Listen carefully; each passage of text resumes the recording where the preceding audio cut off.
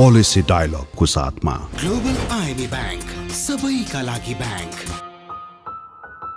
राष्ट्रिय वाणिज्य बैंक, तपाईको आफ्नै बैंक। आफ्नो भनेको आफ्नै हुन्छ। छिटो भनेकै वर्ल्ड लिंक। नेपालमा सर्वाधिक डाउनलोड गरिएको हाम्रो पात्रो एप तपाईका लागि सधैँ सजिलो, सबै सजिलो, किनकि यसमा सबै छ। In association with Nepal telecom, राष्ट्रको सञ्चार। www.nepalwatch.com।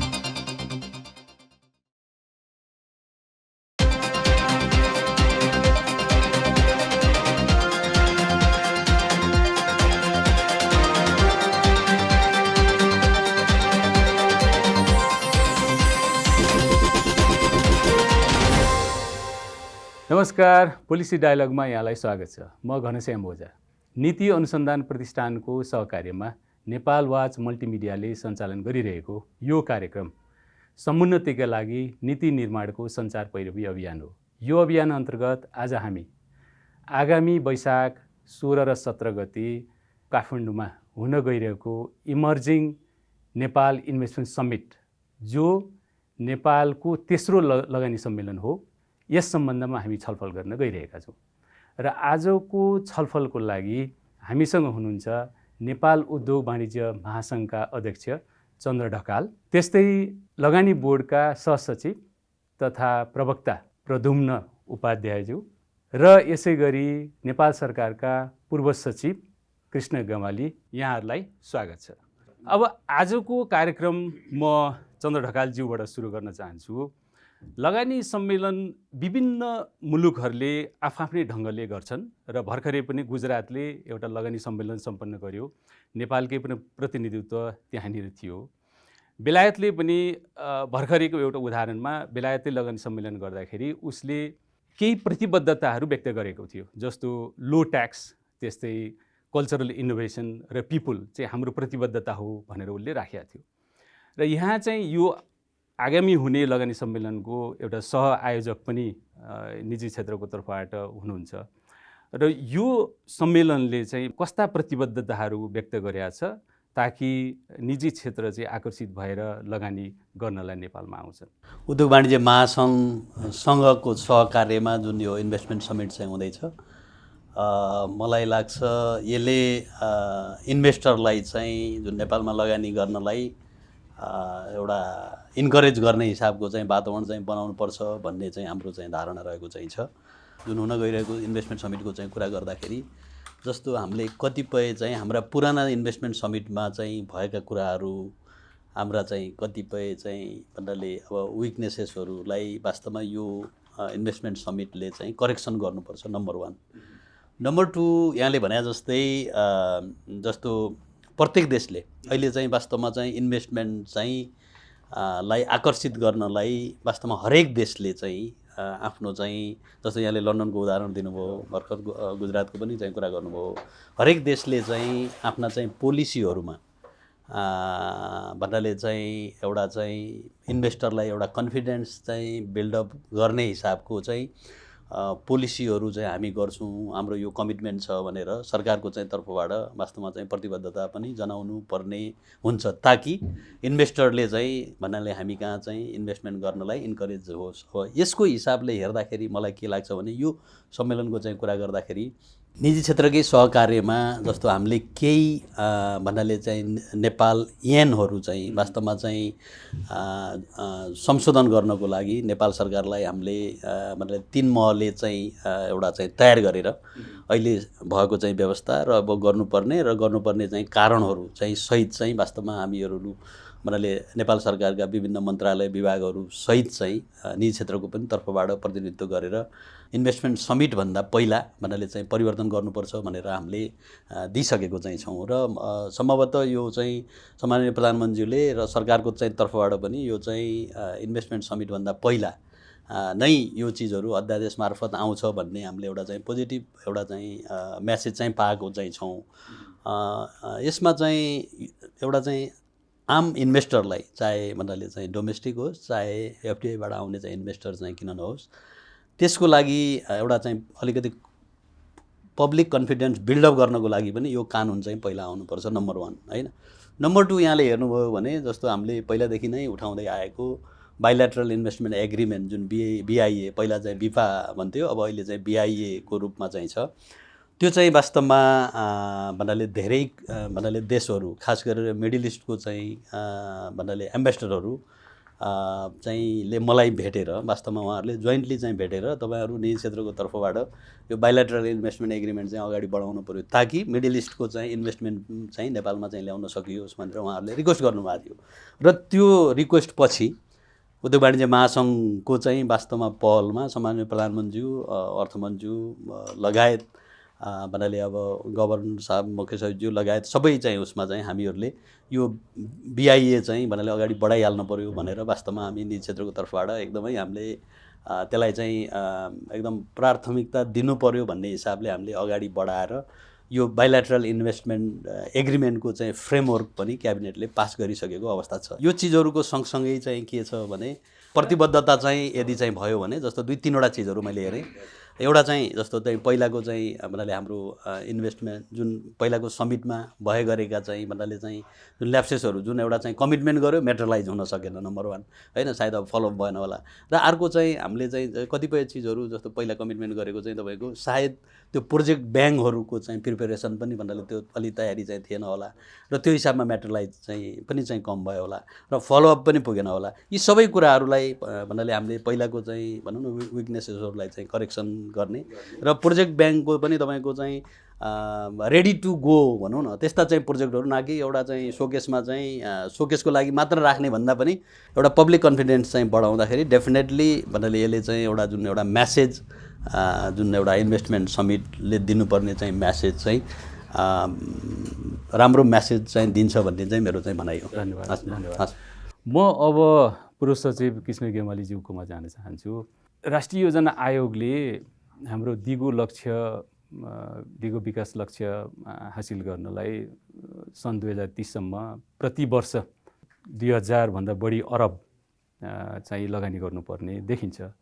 त्यस्तै 15औं राष्ट्रिय योजना हुन त 16औं राष्ट्रिय योजनाको योजनाको तयारी भइरहेछ। त 15औंले चाहिँ हाम्रो प्रति व्यक्ति आय $1600 भन्दा बढी पुर्याउने भन्ने लक्ष्य ल्याएको थियो। कसरी हाम्रा यी लक्ष्यहरूलाई राष्ट्रिय लक्ष्यहरूलाई चाहिँ पुरा गर्न सक्छन् जस्तो लाग्छ यहाँलाई? अब लगानी सम्मेलन त आफैमा राम्रो कुरा हो, यसको अनुभव पनि छ हामीसँग। लगानी बोर्ड हामीले बनायौँ इन्भेस्टमेन्ट प्रमोसनको लागि र खास गरी PPP को कन्सेप्टमा अलाइन भएर डेभलप गरिने प्रोजेक्ट्सहरूलाई सहजीकरण होस् र अन्तर्राष्ट्रिय लगानीकर्ताहरू विदेशी लगानीकर्ताहरू आकर्षित हुन् भनेर हामीले FDI लाई फेसिलिटेट गर्न त्यो संस्था पनि बनाए।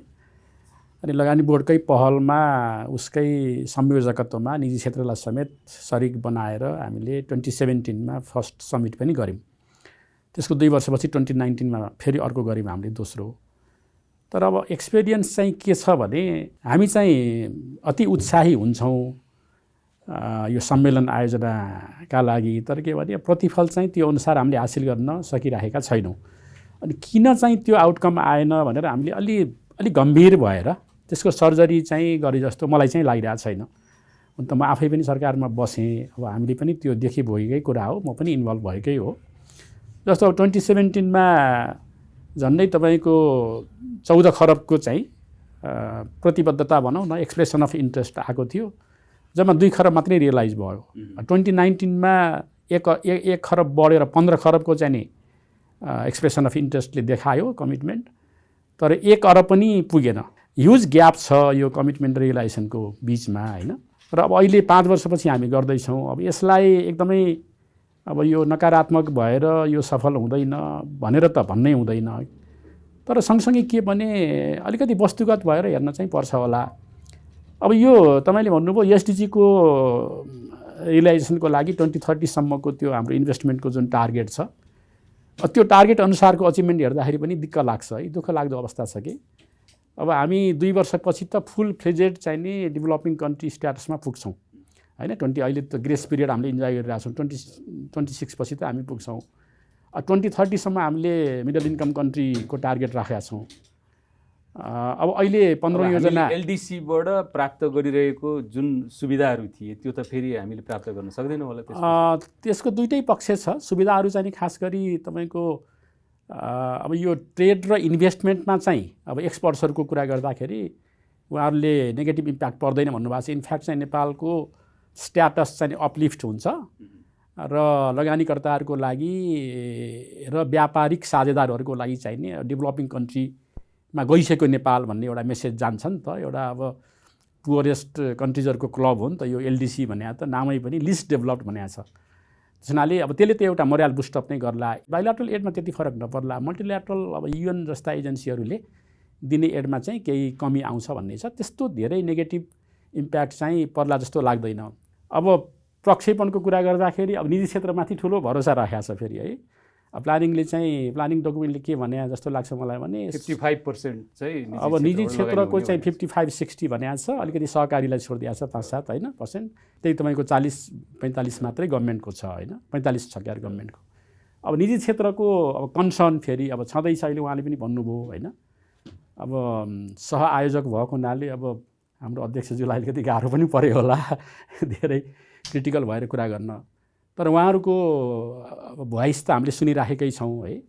असन्तुष्टि छ प्राइभेट सेक्टरको पनि। त्यस कारणले यो अब के भन्ने अलिकति यो सिरियसनेस चाहिँ यो नेसनल एजेन्डा है, राष्ट्रकै चाहिने चासो, राष्ट्रकै सरोकारको मुद्दा बन्नुपर्ने हो लगानी भित्राउने कुरा। अब यो चाहिने गभर्मेन्ट अफ नेपाल त्यसमा पनि एउटा इन्भेस्टमेन्ट बोर्डलाई मात्रै स्वाभाविक रूपमा उहाँहरूको बढी दायित्व त छ, तर उहाँहरूको मात्रै त होइन नि त, उहाँहरूको मात्रै जिम्माको कुरा हो भनेर छोडिदिया जस्तो पनि लाग्छ। सो अलिकति माइन्डसेट चाहिँ नि चेन्ज गर्नै पर्छ जस्तो लाग्छ। हजुर, धन्यवाद। म अब लगानी बोर्डका सहसचिव प्रद्युम्न उपाध्यायज्यूसँग गएँ। यहाँ चाहिँ अब लगानी बोर्ड कार्यालयमा एउटा सचिवालयमा बसेर पनि काम गरिरहनु भएको छ होइन। ओभरअल तयारीको बारेमा अलिकति बताइदिनु न। ओभरअल तयारी त अब अन्तिम अवस्थामा पुगिसकेको छ। अब तयारीलाई हामीले खास गरेर 3 भागमा विभाजित गरेका छौँ। एउटा चाहिँ यो परियोजनाको व्यवस्थापनको पार्ट हो। परियोजनालाई सोकेस गर्ने हो हामीले। हाम्रो प्रोडक्ट भनेको त परियोजना हो, त्यसलाई इन्भेस्टरलाई देखाउने एउटा कुरो भयो। अर्को भनेको नीतिगत पाटो, नीतिगत सुधार गरेर हामीले इन्भेस्टरलाई आकर्षित गर्ने दोस्रो पाटो भयो।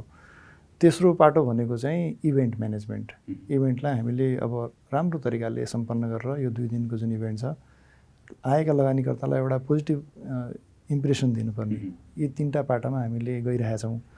अब पहिलो भनेको यो लगानी सम्मेलनमा सोकेस गर्ने परियोजनाहरू भन्दाखेरि यो जुन क्याबिनेटले डिसिजन गरेर विभिन्न समितिहरू बनाएको थियो तीमध्ये एउटा प्राविधिक समिति पनि थियो।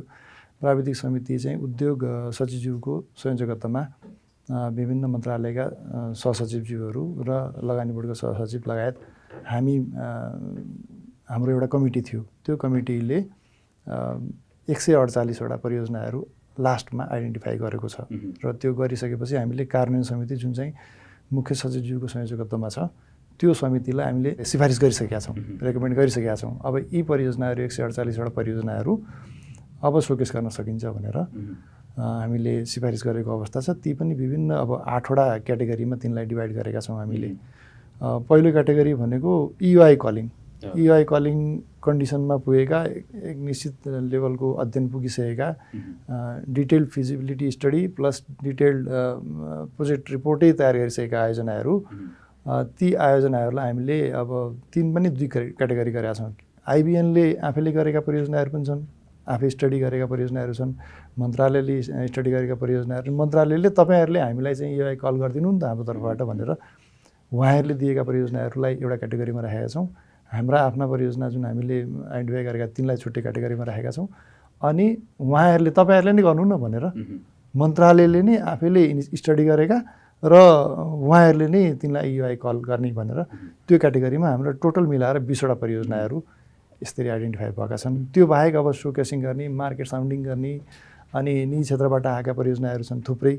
जस्तो उहाँले भन्नुभयो निजी क्षेत्रबाट 31-32 वटा परियोजनाहरू आएका छन्, अनि स्थानीय निकायबाट आएका परियोजनाहरू छन्, प्रदेशबाट आएका परियोजनाहरू छन्, अनि प्राइभेट इन्भेस्टमेन्ट खोज्ने तर मन्त्रालयका परियोजनाहरू, त्यस्ता परियोजनाहरू छन्। यसरी 8 वटा क्याटेगोरीमा हामीले परियोजनाहरू आइडेन्टिफाई गरेर त्यसलाई चाहिँ अब हाम्रो प्रोडक्ट बनाएर लगानी सम्मेलनमा सोकेस गर्ने हाम्रो योजना छ। त्यसको लागि मार्केट साउन्डिङ गर्दाखेरि अब त्यो भिडियोहरू बनाउनु पर्ने हुन्छ, देखाउनु पऱ्यो नि त हाम्रो कस्ता छन् त परियोजनाहरू, हाम्रो परियोजनामा कस्ता खालका जोखिमहरू छन्, हाम्रा परियोजनाहरू तपाईँहरू आएर लिनुभयो भने त्यसमा चाहिँ यस्ता यस्ता खालका तपाईँहरूलाई बेनिफिट छन्, यस्तो च्यालेन्जेसहरू छन्, यस्ता के अरे यो लोकल लेभलमा यस्तो च्यालेन्ज हुनसक्छ अथवा यो यसमा यति अध्ययन पुगेको छैन, थप अध्ययन गर्नुपर्ने आवश्यकता हुन्छ भनेर विभिन्न क्याटेगोरीका हामीले परियोजनाहरू तयार राखेका छौँ। धन्यवाद। अब हामी यो 2019 को लगानी सम्मेलनमा भाग लिएका एकजना प्रतिनिधि यो गियर्ड फ्रिजनटले यो सम्मेलनमा भाग लिँदा के कुरा राख्नु भएको थियो भनेर यसो हेरौँ र त्यसपछि हामी अहिलेसम्म त्यसमा के प्रगति भएछ भन्ने हामी फेरि छलफल गरौँला। त्यो भिडियो हेरौँ है त। I think the transaction cost of doing business is actually quite high here in Nepal, and that you see that in various ways. I think when we started, when we needed to get money out of Nepal, the daily limit was around $10,000 that could be taken out of Nepal towards the Netherlands, and we actually had to sometimes do payments over a 2-week period to get actually the money out that we really wanted to get out. I think those are the things that we encountered when we got here. And some of those things actually have improved. I think it has become better in that sense. But there are still some issues, and let's start with the very easy ones. I think a lot of the legal documentation is not available in English. It's available in Nepali, and I think that is for a foreign investor that is an issue. And I think it might make sense if you really want to attract large amounts of foreign direct investment and that is also what we see in the countries surrounding Nepal, that English is actually the language of choice to do business in. And I think that will definitely help a lot in understanding each other and in communicating each other. अब म चन्द्र ढकालज्यूसँग जान चाहेँ। उहाँले 2019 मा उठाउनु भएको विषय आज हामी 2024 मा लगानी सम्मेलन गर्न गइरहेछौँ र यसलाई यहाँ चाहिँ एउटा सह आयोजकको हिसाबले यस विषयमा के भन्नुहुन्छ? धन्यवाद। उहाँले जुन अहिले भनेको कुरा चाहिँ मैले सुरुमै पनि भनेको चाहिँ थिएँ, हाम्रा चाहिँ पुराना भन्नाले जुन इन्भेस्टमेन्ट समिटमा चाहिँ भएका विकनेसेसहरू वास्तवमा यो सम्मेलनले चाहिँ करेक्सन गराउनुपर्छ भनेर जुन मैले भनेको थिएँ। मलाई लाग्छ लिगल रिफर्मकैको चाहिँ कुराहरू जुन चिजहरू हामीले भन्नाले अब त्यो सजेसनको रूपमा अलरेडी दिएको छौँ, मलाई लाग्छ यो अब क्याबिनेटबाट चाहिँ अगाडि बढ्छ भन्ने चाहिँ लाग्छ। जहाँसम्म उहाँले चाहिँ अरू कुराहरू पनि राख्नु भएको चाहिँ छ, त्यो चिजहरू मलाई लाग्छ भन्नाले अब अहिलेको जुन यो लगानी सम्मेलनको चाहिँ जुन तयारी चाहिँ भइरहँदाखेरि सुरुमा पनि नीतिगत त अब हेर्दाखेरि त जम्मै हामीसँग 9 दिन बाँकी छ। अब उहाँ यो विषय उठेको चाहिँ 2019 मा, आज 5 वर्ष भइसक्यो। हामी अब 10 दिन 9 दिन 10 दिनमा पनि हामी अझै छलफलमै छौँ। हैन, यो चाहिँ वास्तवमा यहाँले भनेको चाहिँ सही चाहिँ हो, तर अब आज भन्नाले हामी निजी क्षेत्रको तर्फबाट चाहिँ वास्तवमा यो चिजहरू उहाँले अब हामी कहाँ फेरि कस्तो चाहिँ एउटा सिस्टम छ भने विदेशीले भन्यो भने त्यो चाहिँ भन्नाले यो हो क्यारे भन्ने, तर नेपाली चाहिँ रियल इन्टरप्रेन्योरले दिएको चाहिँ सजेसनहरू त्यति सुनिने गरिएको चाहिँ छैन। यहाँ सजिलो पनि हुनुहुन्छ हैन, वास्तवमा त्यो कता कता भन्नाले यो प्राइभेट सेक्टरको चाहिँ तर्फबाट दिइने सुझाव चाहिँ एउटा चाहिँ ब्याक अफ द माइन्ड चाहिँ के छ भने यो चाहिँ यिनीहरूले आफ्नो इन्डिभिजुअल स्वार्थको लागि चाहिँ मात्रै यिनीहरूले सजेसन दिन्छन् भन्ने त्यो कता कता पोलिसी मेकरहरूको चाहिँ वास्तवमा त्यो उसमा चाहिँ त्यो चाहिँ छ कि जस्तो लाग्छ। तर त्यो चिजहरू अब अहिले वास्तवमा चाहिँ निजी क्षेत्रलाई अलिकति इन्करेज चाहिँ नगर्ने हो भने, निजी क्षेत्रसँग चाहिँ एउटा चाहिँ सहकार्य नगर्ने हो भने रियलमा चाहिँ यो इन्भेस्टमेन्टको चाहिँ वातावरण चाहिँ बन्दैन भन्ने कुरो मलाई लाग्छ अहिले चाहिँ रियलाइज भएको छ कि जस्तो लाग्छ। धन्यवाद धन्यवाद। म प्रद्युम्नज्यूसँग गएँ। वास्तवमा के त अहिले चन्द्र ढकालज्यूले भने जस्तै यो क्याबिनेटले यो 9 दिनको अवधिमा यी सबै विषयहरूलाई चाहिँ सम्बोधन गर्छ त? यहाँलाई के लाग्छ? पक्कै गर्छ, किनभने अब निजी क्षेत्रको एकदम प्रतिनिधित्व थियो जुन हाम्रो यो कार्यदल थियो, कार्यदलमा उहाँहरूले एकदमै एक्टिभ पार्टिसिपेसन गरेर निजी क्षेत्रका के समस्याहरू हुन् पुरा हामीलाई बताउनु भयो। त्यहाँ यो जुन हाम्रो प्राविधिक समिति थियो त्यसमा हामीले एकदमै गहन छलफल गऱ्यौँ। गहन छलफल गरेर एकदमै त्यसमा एकदम त्यो मन्थन गरेर अनि के हो त रियल समस्या के हो भन्ने चाहिँ फाइन्ड आउट गरेका छौँ। र त्यो रियल समस्याहरूलाई एउटा नीतिगत सुधारको एउटा दस्तावेज बनाएर केही नेपाल ऐन संशोधन मार्फत क्याबिनेटबाट एप्रुभ गराउने र अनि संसदमा लाने कुरो थियो। अब संसद त अहिले नबसेको अवस्था भएकोले गर्दाखेरि सामान्य प्रधानमन्त्रीज्यूको एकदमै यो लगानी सम्मेलनभन्दा पहिला नै यो नीतिगत सुधारको पाटो हामीले क्लियर गऱ्यौँ भने एकदम पोजिटिभ मेसेज जान्छ लगानीकर्ताहरूमा भनेर त्यो उहाँको भित्रैदेखिको त्यो देखिन्छ। हिजो पनि हामी भेट्न गएका थियौँ उहाँलाई ब्रिफिङ गर्न जाँदाखेरि पनि उहाँले पनि एकदमै अध्यादेश मार्फत भए पनि यसलाई यो पास गरेर लिएर जाने भनेर भन्नुभएको थियो। त्यस कारण यो हेर्दाखेरि यो अब यो 9 दिनको समय भए पनि यो पास हुनेमा चाहिँ हामी ढुक्क हुन सकिन्छ भन्ने मलाई लागिरहेको छ। धन्यवाद। विदेशबाट नेपाल पैसा पठाउने सरल र सुलभ माध्यम ग्लोबल रेमिट, छिटो, छरितो र भरपर्दो।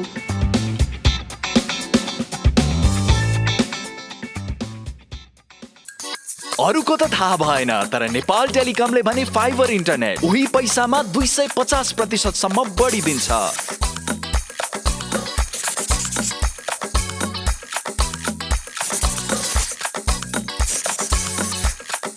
जति भन्छौं त्यति दिन्छौं। जडान तथा मर्मतको लागि 198 मा फोन गर्नुहोस्। नेपाल टेलिकम, राष्ट्रको सञ्चार। पाइला सपनाको भरोसाले हिँड्छ।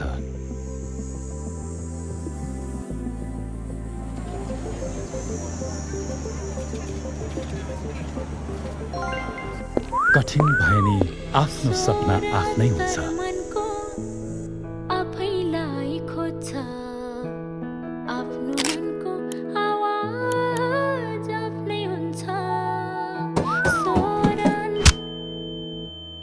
कथा साहसको आँट कोरिदिन्छ, व्यथाको कथा पनि आफ्नै हुन्छ।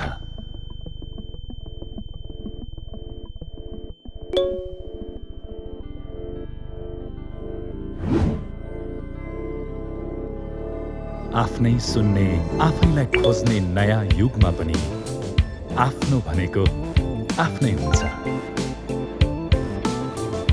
राष्ट्रिय वाणिज्य बैंक, सम्पूर्ण डिजिटल कारोबारका लागि डिजिटल संसार। जोड्दै मनको तार, जोड्दै मनको तार, जोड्दै मनको तार। जोडिएको छ मन मानसँग, हौसला छ यति तरङ्ग। बढ्दैछौँ अघि अघि लाग्दै 27 वर्षदेखि इन्टरनेटको स्पिडमा मात्र होइन, प्रविधि सुविधा सृजनशीलतामा पनि सधैँ छिटो। वर्ल्ड लिङ्क, मनसँग जोडिएको तार, तपाईँलाई पनि व्यक्त गर्दछ आभार। छिटो भनेकै वर्ल्ड लिङ्क। नेपालमा सर्वाधिक डाउनलोड गरिएको हाम्रो पात्रो एप तपाईँका लागि सधैँ सजिलो, सबै सजिलो, किनकि यसमा सबै छ। म पुरुषज्यूसँग गएँ। यो वास्तवमा यी विषय उठ्छन् करिब 5-6 वर्ष अगाडि, 10 वर्ष अगाडिदेखि यी विषय उठे छन्। र हामी चाहिँ जब लगानी सम्मेलन गर्न लाग्यौँ त्यसपछि सबैजना ताते जस्तो लाग्छ। सबैजना ल गरौँ गरौँ गरौँ गरौँ भने हुन त अब अहिले चाहिँ ताते जस्तो चाहिँ लाग्यो। तर पनि हेर्दाखेरि त यी सबै कानुन संशोधन हुनुपर्ने चाहिँ संसदबाट अब त्यो नभएर अहिले हामी अध्यादेश मार्फत चाहिँ कतिपय कानुन संशोधन गर्नतिर लागिरहेछौँ। अध्यादेशको त फेरि एउटा प्रक्रिया छ, भोलि चाहिँ फेरि संसदमै आउनु पर्ला। कतिपय ल्याएको अध्यादेश पनि चाहिँ पारित नहोलान् संसदमा आएर। यो प्रक्रियालाई यहाँ पूर्व सचिवको हिसाबले कसरी हेर्नुहुन्छ? यो साह्रै लथालिङ्ग पाराको हाम्रो काम गराइ भएन र? एकदम के भन्ने, अब राष्ट्रिय लज्जा त नभनौँ, राष्ट्रिय विडम्बनाको विषय हो यो। अब अध्यादेश भने चाहिँ युवराज कतिवटाको सुन्दै थिएँ मैले हिजो, उधारो कानुन भन्नुभएको थियो। वास्तवमा उधारो नै हो। अब ट्रान्ज्याक्सनमा क्यास र क्रेडिटको छुट्टै भिन्नता हुन्छ होइन। अब 6 महिना अध्यादेशको म्याद हो। 6 महिनाभित्रमा कथनचित, त्यस्तो नहोला, गड फरबिट, कथनचित चाहिँ संसदले त्यही रूपमा त्यसलाई पारित गरेन भने त्यो निष्क्रिय हुन्छ। त्यसनाले अब लगानीकर्ताहरूले खोज्ने कुरा के हो भने उनीहरूले अपेक्षा गर्ने कुरा चाहिँ त्यो सुनिश्चितता, पूर्वानुमेयता र स्थिरता हो नीतिको। अब त्यो प्रत्याभूत गर्ने दस्तावेज भनेको चाहिँ एक्ट अफ पार्लियामेन्ट नै हो। उहाँले जस्तो अब मन्त्री परिषद गम्भीर छ, मन्त्री परिषदले BIA बाइलेटरल इन्भेस्टमेन्ट एग्रिमेन्ट पारित गर्यो भन्नुभयो। त्यो क्याबिनेटले गरेको कुराले पूर्ण प्रत्याभूति दिँदैन। सरकार परिवर्तन हुन्छ, मन्त्री परिषद परिवर्तन हुन साथै फेरि प्राथमिकताहरू परिवर्तन हुन्छन्, फोकस चेन्ज हुन्छ र सबैले त्यो जस्ट लिने होडमा केही न केही त्यो ट्याम्परिङ गर्ने, त्यसमा अल्टरेसन गर्ने काम गर्छन्। त्यसैले एक्ट अफ पार्लियामेन्ट चाहिँ नि ऐन चाहिने हो। अब ऐन चाहिने हामीले ल्याउन नसकेर अध्यादेश ल्याउन खोजिरहेछौँ, त्यो पनि यतिखेर अब आशा गरौँ, अपेक्षा गरौँ आउला होइन। तर अब जे देखिया छ नि तयारीको स्थिति हुन त उहाँले अब लगानी बोर्डले चाहिँ नि आफ्नो नियन्त्रणभित्रको तयारी त राम्रो गरे भन्नुभयो प्रद्युम्नजीले, त्यस्तो देखिन्छ पनि। तर तयारीको चाहिँ नि सबभन्दा महत्त्वपूर्ण पाटो भनेको चाहिँ त्यो स्थिर नीति, अनुमेय नीति र सुनिश्चित नीतिको प्रत्याभूति हो। त्यो चाहिँ नि उहाँहरूले पनि गर्न सक्ने कुरा भएन। त्यो गर्ने भनेको चाहिँ नि पार्लियामेन्टले हो। पार्लियामेन्टमा एक दिन अब हामीले हेऱ्यौँ नि है, अब अरू चाहिँ नि राजनीतिक कुराहरूले प्रवेश पायो मात्रै होइन, त्यसैले डोमिनेट गर्यो पार्लियामेन्टको बिजनेसलाई। एउटा कानुन पनि पास नगरिकन संसदको अधिवेशन अन्त गर्नुपर्ने एउटा बाध्यात्मक अवस्था सृजना भयो र लगानी सम्मेलन हुँदैछ। यो त हामी सबैको चाहिने राष्ट्रिय प्रतिष्ठाको विषय हो भनेर न कहिले सत्तापक्षले कुरा ल्यायो, न चाहिने प्रतिपक्षले कुरा ल्यायो। दिक्क लाग्ने स्थिति छ कि। त्यसनाले अब निराशै भएर पनि काम छैन। मलाई चाहिँ के लाग्छ भने इन्भेस्टरहरूले सरकारमा को छ भनेर चाहिँ खासै हेर्दैनन्। मन्त्रीहरू आउँछन् जान्छन्, अब डेभलपिङ कन्ट्री हो, अब संविधानको संरचना हाम्रो त्यस्तो छ, एउटै पार्टीले एकपना चाहिँ सरकार होइन पूर्ण बहुमत ल्याएर सञ्चालन गर्न सक्ने स्थिति त देखिएन। त्यो छुट्टै अब कन्स्टिट्युसनल पोलिटिकल चाहिँ नि अब कम्प्लेक्सिटीको कुरा हो। तर कानुन कस्तो छ, नीति कस्तो छ र त्यो नीतिलाई लागू गर्ने चाहिँ नि त्यो संयन्त्र, त्यो भनेको कानुन है कस्तो छ भनेर चाहिँ हेर्छन् उनीहरूले। र त्यसपछि हेर्ने भनेको चाहिँ संस्था कस्तो छ र त्यो संस्थामा सदाचार भनिन्छ नि, इन्टिग्रिटीको पार्ट कस्तो छ होइन। अहिले ट्रान्ज्याक्सनल कस्टको कुरा आएको थियो, प्रक्रियाहरू चाहिँ नि कम झन्झटिला छन् कि छैनन्, कस्तो छ के छ होइन। ती कुराहरूमा उनीहरूले बढी ध्यान दिने हो। त्यो हामीले प्रत्याभूत गर्न सक्यौँ र प्रत्याभूति नै भएन भने पनि एउटा धेरै हदसम्म आश्वस्त बनाउन सकियो। जस्तो अब कानुन अध्यादेश आएन नै कथनचित भने पनि आउला, आशा गरौँ। आएन नै भने पनि त्यो कमिटमेन्ट चाहिँ प्राइम मिनिस्टरले अलि राम्रैसँग दिनु पर्यो र निजी क्षेत्र पनि अब सँगै छ होइन। हामी यो गरेरै छोड्छौँ भनेर मेरो विचारमा त प्रतिपक्षी दलका प्रमुख नेताहरूलाई पनि सँगै राखेर एउटा मेसेज चाहिँ नि यो कन्ट्रीको एजेन्डा हो, गभर्मेन्टको चाहिँ नि यो पेटी पार्टी इन्ट्रेस्ट भन्दा पनि हामी यसमा चाहिँ गम्भीर छौँ, राष्ट्रको एजेन्डा भएको हुनाले भनेर सबैले भन्यो भने एउटा मेसेज चाहिँ जान्छ होला। तर अहिले जे भइरहेछ त्यो चाहिँ त ठिक भइरहेछ, विडम्बनै हो त्यो।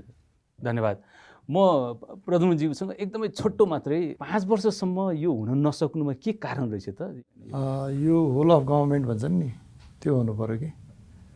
अब लगानी भन्ने बित्तिकै त्यो लगानी बोर्डको मात्रै काम होइन, यो सम्पूर्ण गभर्मेन्टको सचिवले नै भन्नुभयो होइन।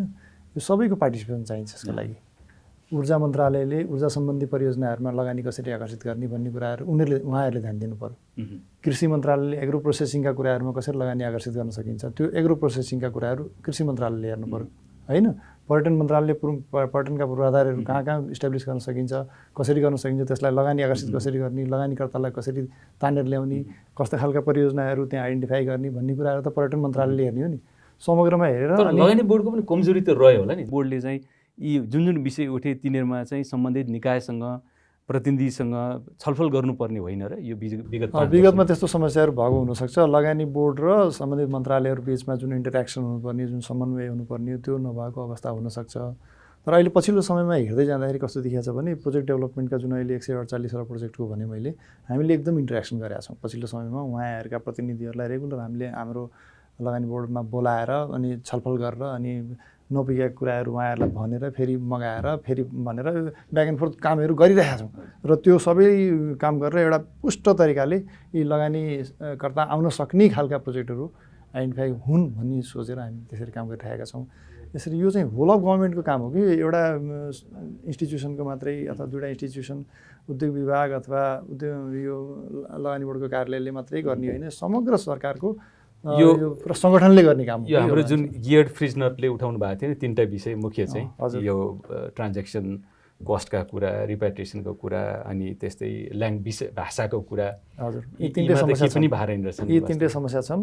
ल्याङ्ग्वेजको समस्या हुने नै भयो। अब हाम्रा स्किलफुल मेन पावरहरू सबै ब्रेन ड्रेन भएर गइरहेका छन्। यहाँ जुन मान्छेहरू बसेर हाम्रो देशमा मेहनत गरेर यो लगानीकर्ता आकर्षित गर्नुपर्ने त्यस्तो मान्छेहरू जुन इङ्ग्लिस पनि एक्सपर्ट भएका मान्छेहरू सबै गइरहेका छन् पहिलो कुरो। दोस्रो कुरो भने ट्रान्जेक्सन कस्ट किन आइछ भन्दाखेरि हाम्रो यहाँ भौगोलिक बनोट पनि त्यस्तै छ नि होइन, त्यो बनोटको अनुसार हामीले त्यो आकर्षित गर्न नसक्ने अवस्थाहरू छ। हाम्रो ल्यान्डलक कन्ट्री छ, कति धेरै टाढा छ हाम्रो सीपोर्ट होइन, त्यो सबै ट्रान्जेक्सन कस्टहरू हाई भएकोले गर्दाखेरि त्यसलाई कसरी सुधार गर्ने भन्नेतिर पनि अलिकति नीतिगत सुधार आवश्यक छ। त्यसै रिप्याट्रिएसनको समस्या छँदैछन्। हामी अलिकति संशय गर्छौँ कि लगानीकर्ता आयो, लगानीकर्ताले चाहिँ सबै पैसा हाम्रो यहाँबाट लिएर जान्छ, हामीलाई त केही दिने भएन भन्ने यस्तो जो संशयको वातावरण छ, त्यो संशयको वातावरणलाई चिर्नुपर्ने छ कि लगानीकर्ता आएपछि यहाँ आउँछ, उसले त लगानी गर्न आएको छ नि त, उसले त नाफा कमाउन आएको, नाफा त कमाएर लिएर जान्छ, साथै उसले हाम्रो यहाँ स्ट्रक्चर तयार गरिदिन्छ, त्यो स्ट्रक्चर हामीलाई दिन्छ। त्यो पिपिपी मोडलमा जाँदाखेरि त अलि समय उसले आफ्नो नाफा लिएपछि त्यो स्ट्रक्चर त हामीलाई दिएर जान्छ नि, त्यसको स्वामित्व हाम्रो हुन्छ अनि हामीले त्यसलाई पछि आफ्नो देशको विकासको लागि युज गर्न सकिन्छ। हामीलाई स्किल ट्रान्सफर हुन्छ होइन, म्यान पावरहरू त्यस्ता स्किलफुल हुन्छन्, त्यो सबै कुरा हामीले विचार गर्नुपर्ने हुन्छ। ती अब बिस्तारै हुने कुरा हो कि एकैचोटि पनि हुँदैन। अब स्लो मोसनमा हामी चाहिँ प्रोग्रेसमा गइरहेका छौँ भन्न चाहन्छु मैले। धन्यवाद। म अब फेरि चन्द्र ढकालज्यूसँग गएँ। हामीले विदेशी लगानीकर्ताहरू आह्वान गरेछौँ यहाँ लगानी गर्नलाई, तर हाम्रै यहाँको यो वित्तीय संस्थाहरूको अवस्था हेर्दाखेरि चाहिँ अरबौँ रुपियाँ चाहिँ यो हाम्रो ब्याङ्कहरूमा थुप्रेर बसिएको छ। यो परिदृश्यले के देखाउँछ भन्दाखेरि वास्तवमा लगानी गर्ने वातावरण त छैन कि भन्ने देखाउँछ। नत्र त ब्याङ्कमा त यति धेरै पैसा त नथुप्रिनु पर्ने हो। अब त्यो भएर यो चाहिँ एकदम कन्ट्रास्ट भएन र? हामी चाहिँ लगानीकर्ता बोलाउँछौँ, हामीसँग भएकै आन्तरिक चाहिँ लगानी नै भइरहेको छैन, ब्याङ्कको पैसा थुप्रै छ।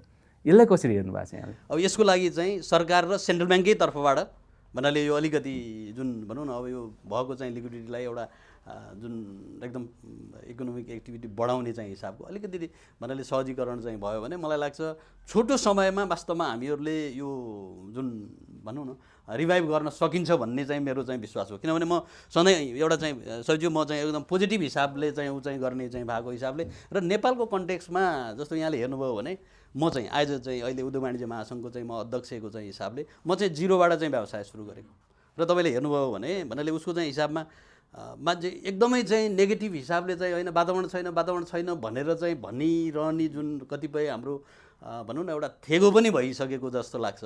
त्यो चाहिँ होइन। वास्तवमा यहाँ हरेक चिज चाहिँ एक्सप्लोर गर्न चाहिँ भन्नाले चाहिँ बाँकी छ। हेर्नुहोस् है, चाहे अब हाइड्रोकै कुरा भनौँ, चाहे भन्नाले अब अरू नेचुरल रिसोर्सकै कुराहरू भनौँ, त्यसले गर्दाखेरि म त चाहिँ एउटा चाहिँ पोजिटिभ हिसाबको चाहिँ कुरा गर्दाखेरि डेफिनेटली चाहिँ के भने कलेक्टिभ हिसाबको सबै एउटा चाहिँ भनौँ न अब निजी क्षेत्रको लागि मात्र हो, यिनीहरूको लागि गरिदिने भन्ने एप्रोच भयो भने त डेफिनेटली चाहिँ त्यो काम चाहिँ हुँदैन। यो चाहिँ भन्नाले हामी चाहिँ ओभरअल चाहिँ इकोनोमिक एक्टिभिटीको लागि हो, रेभेन्यू बढाउने, रोजगारी सिर्जना गर्ने भन्नाले यो त भन्नाले सबैको लागि हो, निजी क्षेत्रले चाहिँ गरेको भन्ने एउटा कलेक्टिभ हिसाबमा यदि चाहिँ भन्नाले पोलिसी मेकरहरूले चाहिँ अगाडि बढ्ने चाहिँ हिसाब भयो भने छोटो समयमा भन्नाले चाहिँ एउटा राम्रो रिजल्ट पनि आउँछ।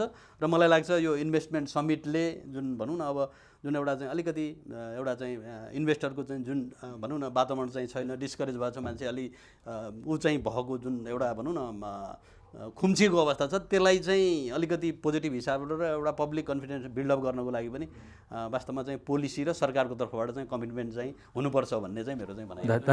धन्यवाद। म अब पूर्व सचिव कृष्ण गेवालज्यूसँग फेरि गएँ।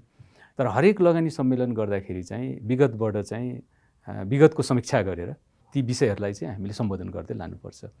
अब अहिलेको लगानी सम्मेलन हेर्दाखेरि चाहिँ अलिकति तयारी नपुगेको हो कि परियोजनाकोमा पनि त्यस्तै नीतिगत सुधारहरूमा भन्ने चाहिँ गुनासो पब्लिकमा आछ। र यस्तो अवस्थामा यो लगानी सम्मेलनले कस्तो प्रतिफल देला, यहाँले कस्तो अपेक्षा राख्नु भएको छ? अपेक्षा त अब सकारात्मक नै राख्नु पर्यो होइन, तर सँगसँगै चाहिँ धेरै उत्साही भएर अवास्तविक अपेक्षा पनि राख्नु हुँदैन भन्ने लाग्छ मलाई। धरातलीय यथार्थ चाहिँ के हो भने चन्द्रजीले पनि भन्नुभयो हाम्रो यहाँ एकदमै पोलिटिकल ओभरटोन छ के हरेक कुराहरूमा जस्तो सबै पार्टीहरूको कमिटमेन्ट छ भनेर भन्यो तर अब कार्यान्वयनको क्रममा चाहिँ केही पार्टीहरू अब नाम किन लिनु है अब कन्फ्लिक्ट चाहिँ क्रिएट गरिदिन्छन् र विदेशी लगानी भन्ना साथै त्यो चिडिने है अब त्यो भनौँ न अब अलिकति मन नपराउने पार्टीहरू पनि छन् यहाँ विदेशी भनेपछि उही प्रद्युम्नजीले भने जस्तै यो सबै बाहिर लैजाने हो भनेर निजीकरणको त नामै पनि सुन्न नचाहने अब सार्वजनिक निजी साझेदारीको अवधारणा हामीले अभ्यासमा ल्याइरहेका छौँ अहिले त अब कानुन पनि बन्यो हुन त अब 6 अरबभन्दा तलकोलाई अझै पनि समस्या छ 6 अरबभन्दा माथिको र 200 मेगावाटभन्दा माथिकोलाई कम्तीमा लगानी बोर्डले हेर्ने भनेर भनियो एउटा पोलिसी प्रेडिक्टेबिलिटी चाहिँ देखियो त्यसबाट त्यो ठिक हो त्यसनाले यो पोलिटिकल चाहिँ यो न्यारेटिभ्सहरू र पोलिटिकल ओभरटोनले डोमिनेट गर्ने के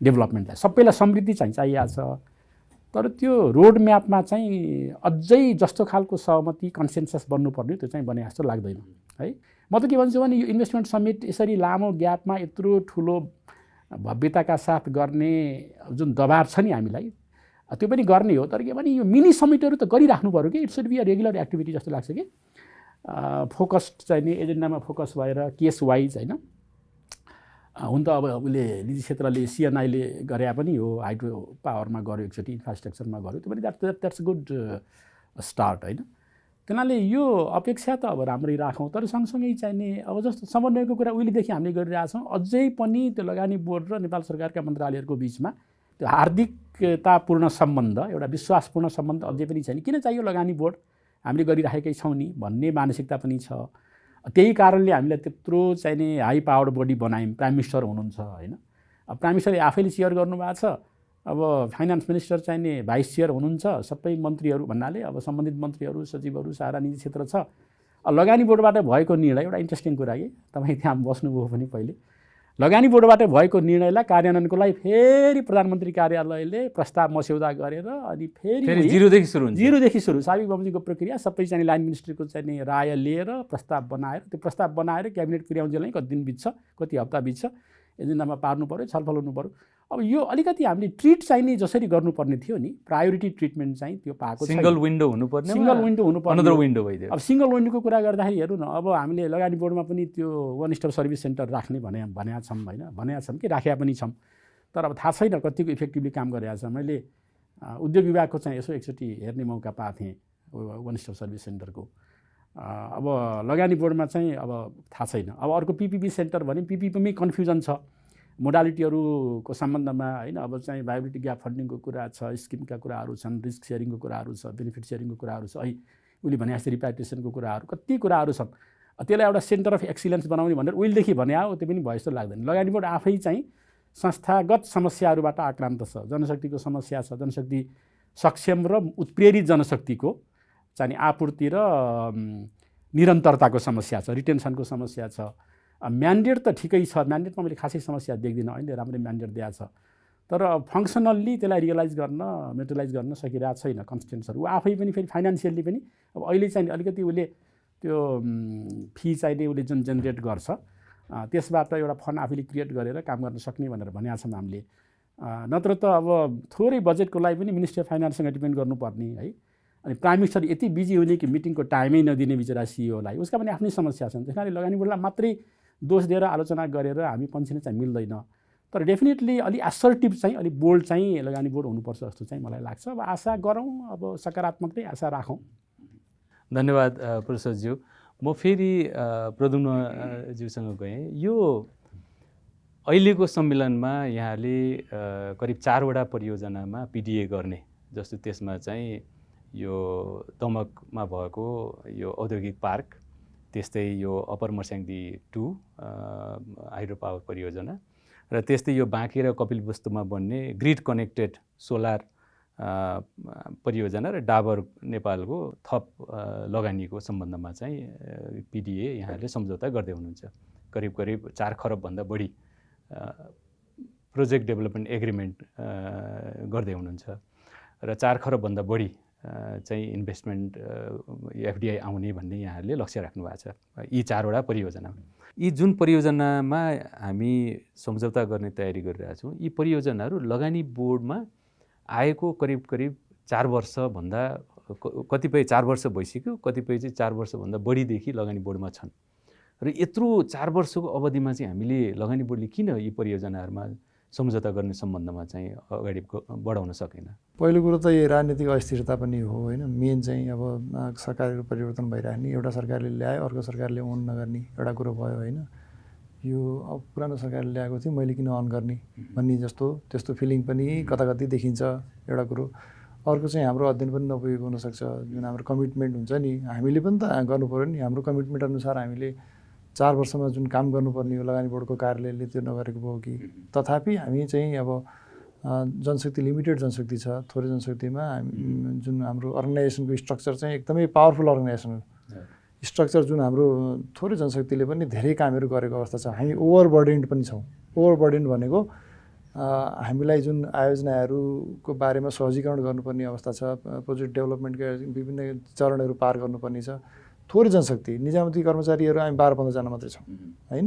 त्यस्तै गरेर परामर्शदाता 12-15 जना गरेर 30-32 जना कोर मान्छेले यत्रा धेरै परियोजनाहरूलाई सहजीकरण डेभलपमेन्टका चरणहरू प्रोजेक्ट म्यानेजमेन्टका कुराहरू गर्न परिरहेको छ। त्यो हामी ओभरबर्डेन्ड भयौँ कि त्यो भयो। अनि अघि सचिवले भन्नुभयो हामीले कुनै कुरा उठायौँ भने त्यो विभिन्न लेयर हुँदै फेरि माथि गएर त्यो त्यसमा चाहिँ निर्णय हुनुपर्ने। हामीले यो प्रधानमन्त्रीज्यूकै अध्यक्षतामा बसेको यो बोर्डले डिसिजन गरिसकेपछि त त्यसलाई त सिधै क्याबिनेटबाट एप्रुभ गर्नुपर्ने हो। अन्तर्निकाय सर्वस्वीकार्यता चाहिँ अझैसम्म चाहिँ त्यो समस्या देखिएको छ। त्यो नीतिगत सुधार चाहिँ गर्नै पर्ने जस्तो मैले पनि देखेको छु। लगानी बोर्डको कार्यालयले जुन कुनै कुरा उठान गर्यो त्यो उठान गरेको कुरा सिधै प्रधानमन्त्रीज्यूले नै त्यसलाई स्वीकृत गरिसक्यो। त्यो प्रधानमन्त्रीज्यूकै नेतृत्वमा बसेको जुन बोर्ड छ त्यो बोर्डले नै एप्रुभ गरिसकेपछि फेरि क्याबिनेटमा तलबाट प्रधानमन्त्री कार्यालयबाट सुनिन्छ भने यो किन भएको भन्ने सुनिन्छ भने उहाँहरूको सम्बन्धित निकायको कुरा चाहिँ के छ भने यो विषय लगानी बोर्ड बैठकमा जानुभन्दा अगाडि हामीसँग छलफल भएन। छलफल हुनु पर्थ्यो अनि मात्रै पो हाम्रो त्यसमा चाहिँ ओनरसिप हुन्थ्यो भन्ने खालको पनि कुरा सुनिन्छ।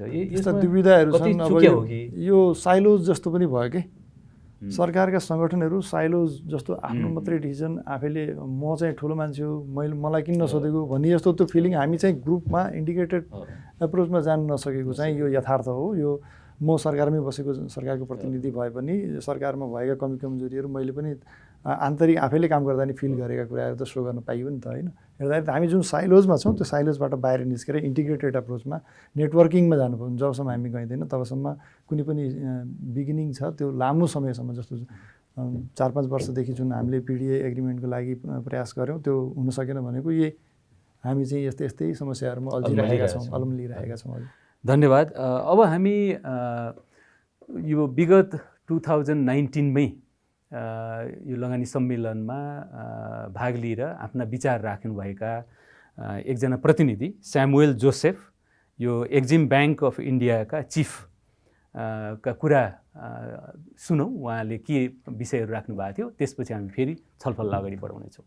For Nepal to achieve such infrastructure project investments, I think an enabling environment, especially in the PPP, it's not just a PPP legislation, but a support system which creates, for instance, business support services of legal firms here, accounting firms here, a whole host of ecosystem in order to enable a PPP environment is a must for such infrastructure projects.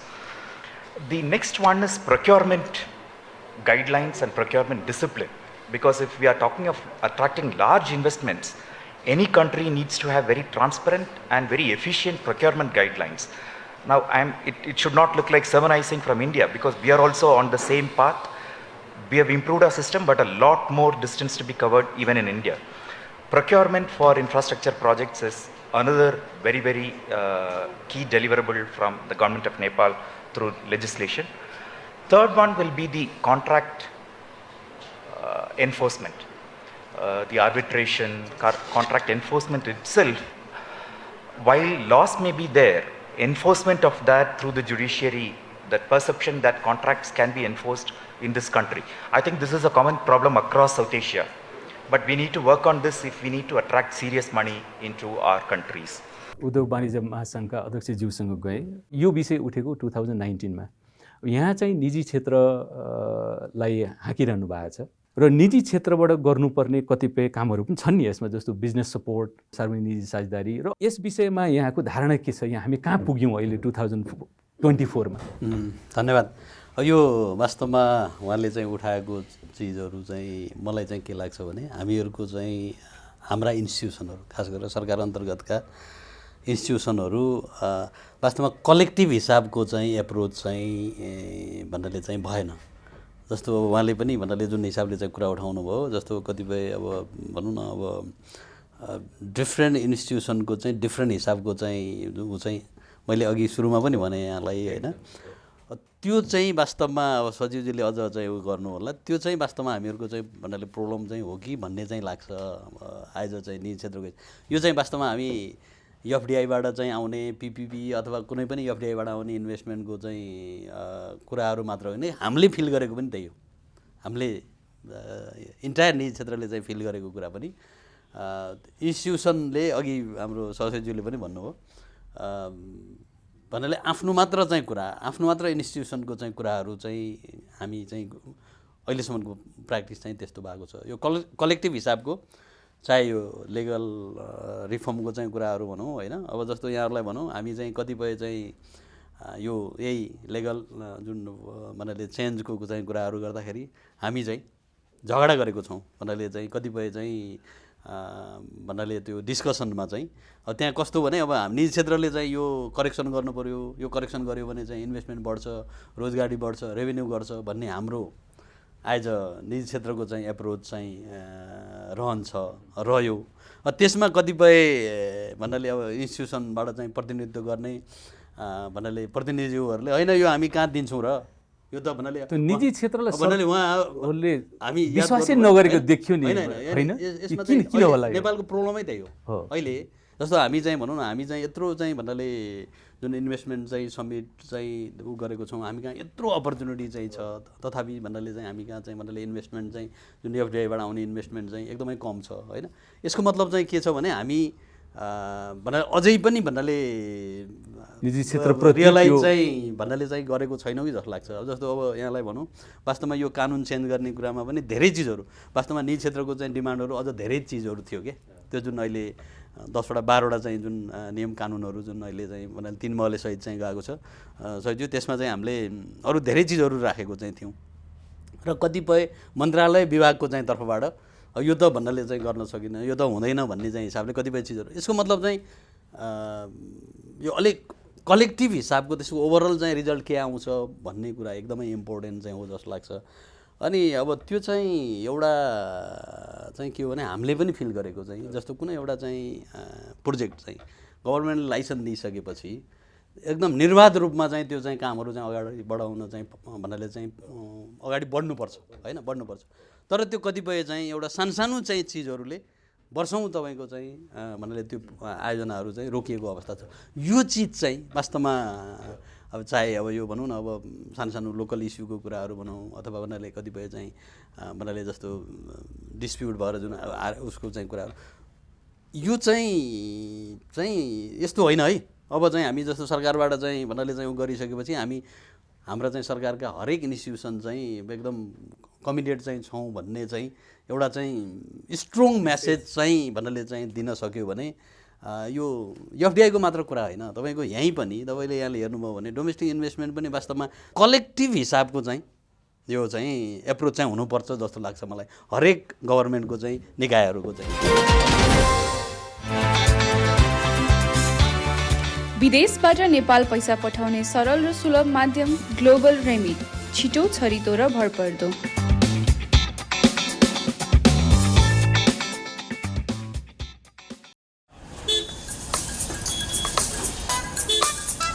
दाइ 1 KG राम्रो सुन्तला हालिदिनु न। लिनुहोस् तपाईँको 1 kilo सुन्तला।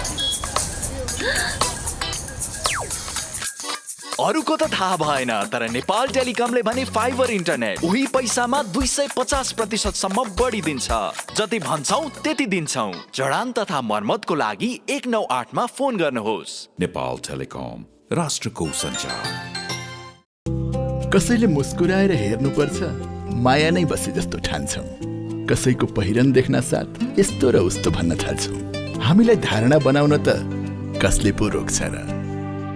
यसै गरी हाम्रो बारेमा पनि यहाँहरूले केही धारणा बनाउँदै हुनुहुन्छ वा बनाइसक्नु भएको छ भने पनि कृपया पहिला हामी कहाँ आउनुहोस्, जहाँ छ अत्याधुनिक ब्याङ्किङ, जहाँ छन् युवा जनशक्ति, जो आफैमा सबल र सफल ब्याङ्क हो, जसको पहुँच सुगमदेखि दुर्गमसम्म छ। त्यसपछि सेवा सुविधा बारे थाहा पाउनुहोस् अनि बल्ल धारणा बनाउनुहोस्। राष्ट्रिय वाणिज्य ब्याङ्क, तपाईको आफ्नै ब्याङ्क। आफ्नो भनेको आफ्नै हुन्छ। एक प्लेट मोमो प्लिज।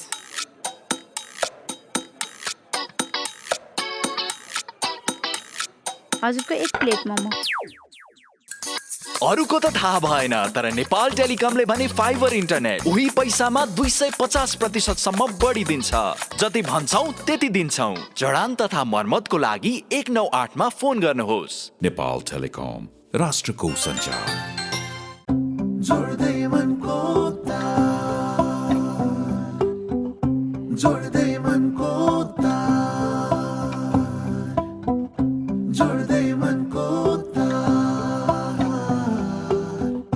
जोडिएको छ मन मानसँग, हौसला छ यति यति तरङ्ग, बढ्दैछौँ अघि अघि लाग्दै 27 वर्षदेखि इन्टरनेटको स्पिडमा मात्र होइन, प्रविधि सुविधा सृजनशीलतामा पनि सधैँ छिटो। वर्ल्ड लिङ्क, मनसँग जोडिएको तार, तपाईँलाई पनि व्यक्त गर्दछ आभार। छिटो भनेकै वर्ल्ड लिङ्क। नेपालमा सर्वाधिक डाउनलोड गरिएको हाम्रो पात्रो एप तपाईँका लागि सधैँ सजिलो, सबै सजिलो, किनकि यसमा सबै छ। म अब फेरि प्रोफेसरज्यूसँग गएँ। यो अहिले भर्खरै हामीले जोसेफका कुराहरू सुन्यौँ, यस विषयमा पनि यहाँको धारणा म चाहन्छु। र अर्को चाहिँ एउटा लगानीकर्ताले नेपालमा लगानी गर्न आउनुभन्दा अगाडि के कुराहरू उसले सोध्छ होला, के कुराहरू सोध्छ र के आधारमा चाहिँ उसले लगानी गर्ने डिसिजन गर्छ नेपालमा, त्यो पनि अलिकति यहीसँगै अलिकति यहाँबाट आओस्।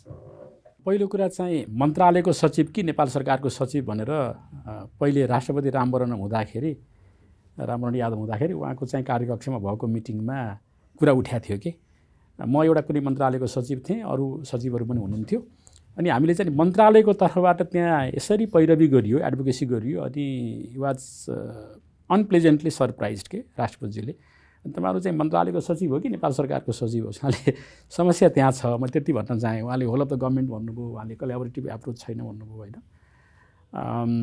बिस्तारै सुधार आउला होइन, तर त्यो एप्रोच चाहिँ मन्त्रीहरूबाटै सुरु गर्नु पऱ्यो कि। मन्त्रीले पनि म यो मन्त्रालयको मन्त्री हुँ भनेर मात्रै सोच्नु भएन, मात्रै भने मैले।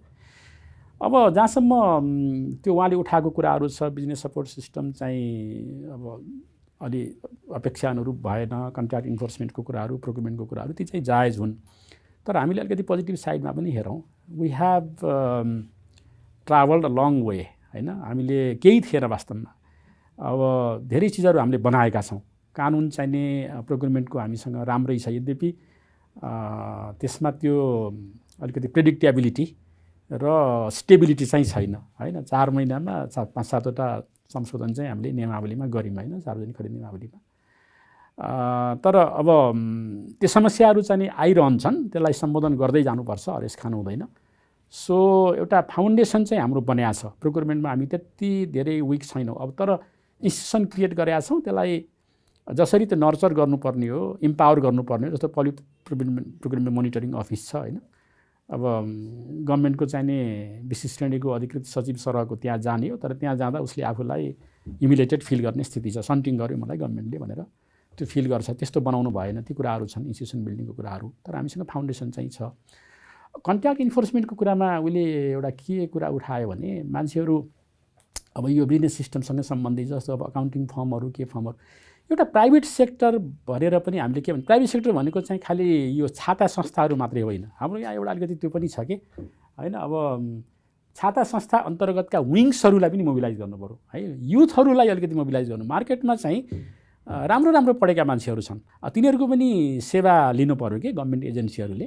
मान्छे छैन, अब अहिले ल्याङ्ग्वेजको कुरा उठायो नि, त्यो त वास्तवमा उठाउँदा अलिकति हामीलाई सङ्कोच पनि हुनुपर्ने कि अहिले आएर सबै चाहिँ नेपाली भाषा बुझ्न गाह्रो छ, अङ्ग्रेजीमा छैन, त्यो त गर्न सकिन्छ कि होइन। त्यो त धेरै ठुलो कुरा होइन। कानुन किताब के अरे कानुन सुधार आयोगले गरि पनि रह होला होइन।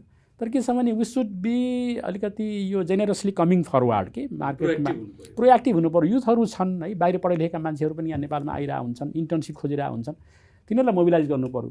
कन्ट्र्याक्ट इन्फोर्समेन्टमा पनि हामी चाहिँ निर्माण व्यवसाय महासङ्घको एउटा युथ विङ छ कि तिनीहरू चाहिँ मलाई किन अलिक बढी पढे लेखेका पुरानो पुस्ताले भन्दा तुलनात्मकमा पढे लेखेका एक्सपोजर पनि भएका होइन र अलिकति इन्टिग्रिटीमा पनि बढी कन्सियस होइन, तिनीहरूलाई मोबिलाइज गर्नु पर्यो। गर्न सकिने कुराहरू धेरै छन् होइन।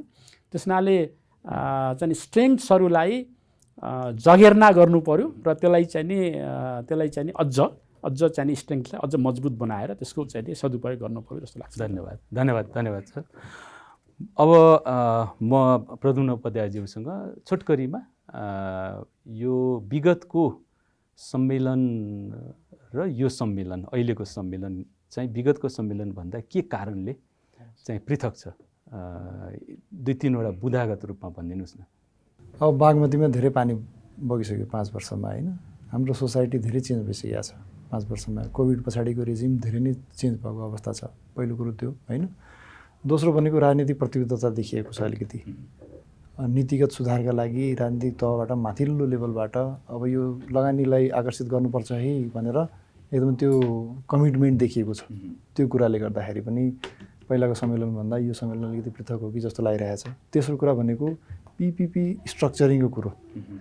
यो पब्लिक प्राइभेट पार्टनरसिपबारे नेपालमा धेरै अहिले भर्खरै नयाँ हो, यो शिशु अवस्थामा छ, तथापि यसको बारेमा धेरै सेन्सिटाइजेसन भइसकेको अवस्था छ पहिलाभन्दा होइन। मान्छेले धेरै यो PPP भनेको के हो त भन्न बुझ्न थाले कि अब देश बनाउने भनेको त निजी क्षेत्रले रहेछ भन्ने अलिकति निजी क्षेत्रको लगानी जबसम्म राष्ट्र निर्माणमा युज हुँदैन तबसम्म देश बन्दैन भन्ने कुरा अलिकति बुझ्न थालेको अवस्था छ। तेस्रो कुरा होइन। चौथो कुरा भनेको हाम्रा जुन अहिले प्रोजेक्ट ब्याङ्क हामीले जुन तयार पाइपलाइनमा जुन हाम्रा प्रोजेक्ट 148वटा प्रोजेक्टहरू भनियो, ती प्रोजेक्टहरू एकदम कङ्क्रिट तरिकाले एनालाइसिस भएका प्रोजेक्टहरू छन्। तिनमा चाहिँ केही प्रोजेक्टहरू तिनमा चाहिँ लगानीकर्ता आकर्षित हुन सक्ने सम्भावना देखिएको छ। त्यो भयो। पाँचौँ भनेको यो केही आयोजनाहरू जस्तो प्राथमिकता प्राप्त क्षेत्र भनौँ न, ऊर्जा सेक्टरमा एकदमै लगानीकर्ताहरू इच्छुक देखिएका छन्। इन्डियाले पनि 10,000 मेगावाट बिजुली किन्न खोजिरहेको छ होइन। अनि हाम्रो एग्रो प्रोसेसिङका सम्भावनाहरू पनि प्रचुर मात्रामा देखिएका छन् जुन चाहिँ पहिला देखिएका थिएनन्। अहिले थाइल्यान्डमा जुन एग्रो प्रोसेसिङमा एकदम भ्यालु एडिसन गर्ने चलन रहेछ, त्यो चाहिँ थाइल्यान्डका लगानीकर्ताहरू आकर्षित भएको देखिएको छ। नेपालकै एनआरएनहरू जुन चाहिँ थाइल्यान्डमा गएर स्किल डेभलप गरेर आएको छन्, उनीहरूले चाहिँ नेपालमा पनि एग्रो प्रोसेसिङ गरेर भ्यालु एडिसन गर्नुपर्छ कृषि क्षेत्रमा भन्ने खालका त्यस्ता खालका अलिकति एक्स्ट्रा टाइपका जुन चाहिँ छैनन्, पहिला थिएनन्। अनि IT सेक्टरमा अलिकति इन्भेस्टमेन्टको लागि मान्छेहरूले अलिक बढी खोजिरहेका छन् लगानीकर्ताहरूले। नेपालमा IT सेक्टरमा त यो जनशक्ति त राम्रो छ नि, त्यसलाई क्याप्चर गर्नलाई के गर्न सकिन्छ, त्यहाँको मेन पावर सस्तो पनि छ होइन। त्यो सस्तो मेन पावरलाई क्याप्चर गर्न सकिन्छ कि भन्ने त्यो हिसाबको पनि गइरहेको। यसरी हेर्दाखेरि समग्रमा 5वटा कुराहरू जुन चाहिँ पहिलाका लगानी सम्मेलनमा थिएनन् ती चाहिँ अहिले छन्। त्यसकारण चाहिँ यो अहिलेको लगानी सम्मेलन चाहिँ पहिलाभन्दा इफेक्टिभ हुन्छ भन्ने आशा गर्न सकिन्छ। धन्यवाद। हामी आजको छलफलको अन्तमा आयौँ र यहाँले आफ्ना विचारहरू लगानी सम्मेलनलाई सफल बनाउनको लागि के कस्ता कामहरू गर्न सकिन्छ भन्ने सम्बन्धमा आफ्ना विचारहरू राखिदिनु भयो। यहाँहरूलाई पोलिसी डायलगको तर्फबाट म धन्यवाद दिन चाहन्छु र यसै गरी आगामी हुने लगानी सम्मेलनको सफलताको कामना गर्दै म पनि यस कार्यक्रमबाट बिदा हुन चाहन्छु। धन्यवाद। नमस्कार।